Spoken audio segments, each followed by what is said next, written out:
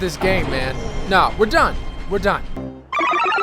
Full disclaimer. This is my opinion of Sekiro, or Sekiro, depending on how you want to say it. And having recently completed the game, I want to share how I went from totally hating it to absolutely loving it.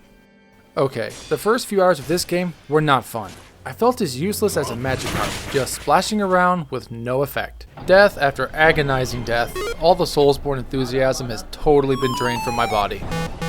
And, not surprisingly, I quit. But that was back in March 2019 when the game initially released.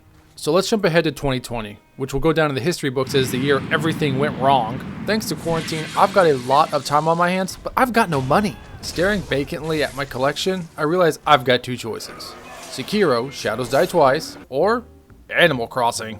Not knowing which was going to cause me more psychological harm, I load up Sekiro and hope for the best. Thinking back on my days as a fragile fish, I decided I'm going to take things slow, relearn all of the controls, and just try not to get overly frustrated. Well, that sure as f*** didn't last long. I've made a small amount of progress, sure, but this guy's killed me like 30 times. Who is he supposed to be? My ultimate rival? How do you put someone so strong this early in the game? This is bullshit. Eventually. Okay, so I finally killed Jinzo here. RNGesus blessed me, or the game just straight up felt sorry for me. I don't know. But either way, I'm still not having fun. Yeah, sure, I beat the boss, but it seems like your princess is in another castle. And by princess, I mean that feeling you get after you take down a big bad. The joy, the satisfaction, none of it was there. Using what little energy remained, I continued on. I set my sights on the other mini-bosses of the game so I could try and get better and learn the controls. And to my surprise, I did. I was actually getting better. General Generic, gone. The Black Bull, beaten. And then somehow my first real boss, Ga Lubu Masatake Oniwa. After just 3 attempts, he's cadaverific. We're gonna skip ahead a little bit and go straight to this guy. I call him Genny. He's the first boss who will truly put you to the test. Not only because he has 3 health bars, but because your prosthetic tools aren't going to help you out nearly as much as they did when you shuriken Madame Moth or scare the crap out of some poor horse with your firecrackers. No, you've been thrown into the deep end of the pool with a boss who will require you to know which avoidance technique to use, when to use it, or he will waffle stomp you into oblivion. And unfortunately, it doesn't end there, because some gave this guy a Thunderstone and he evolved into Genkachu, gaining brand new lightning abilities that you've never come across and never had the chance to practice avoiding, unless you continuously make it to his 3rd phase.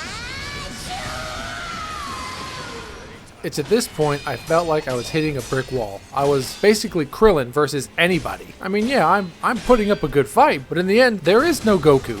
It's just me. And a few hours later, I realized that's probably not going to be enough.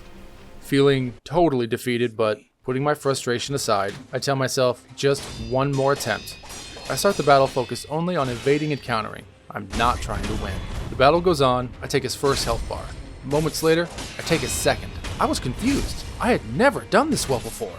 The cutscene triggers, my adrenaline starts pumping, and I'm once again face to face with Genogre. And it's at that moment I entered the zone. And we all know what the zone is. It's when Asta uses his devil power, when All Might goes plus ultra, when Anakin checks on the younglings. And that's when it happened. I put everything I'd learned into action. Losing wasn't an option. It wasn't even a thought. And just like that, I take his final health bar. The cutscene triggers, and it sinks in. I can't wait to see what this game's gonna throw at me next. How the f*** are you supposed to beat this boss? Whatever, I quit. Hey guys, thanks for watching. If you enjoyed this video, don't forget to hit the like and subscribe button. It really helps the channel. And if you had a similar experience with Sekiro Shadows Die twice, let me know down in the comments.